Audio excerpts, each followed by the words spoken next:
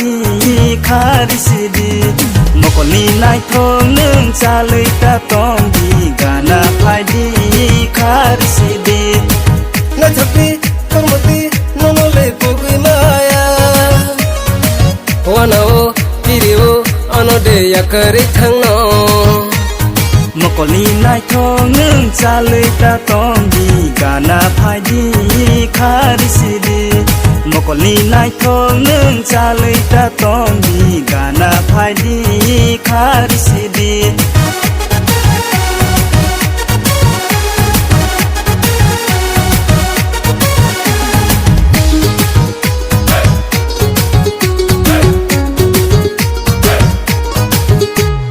Kobor bekhale tongnani soya ani gana wo nung krike aseng nai thoke ta sajobi ani bekhale kobor janai kha langmawo nung no thinang ni jati langmawo nung no thya sangani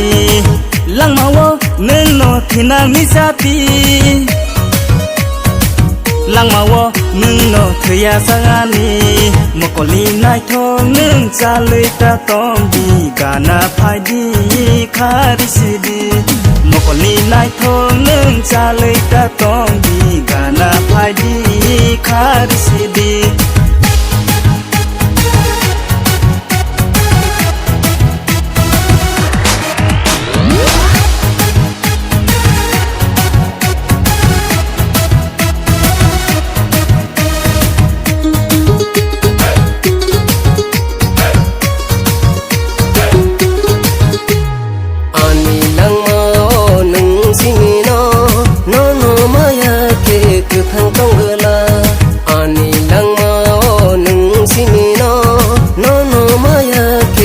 thang tong gala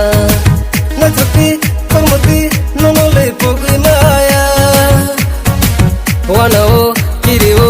anode yakari thangno mokoli nai thong nung chalui ta tong di gana phai di kharisidi mokoli nai thong nung chalui ta tong di gana phai di kharisidi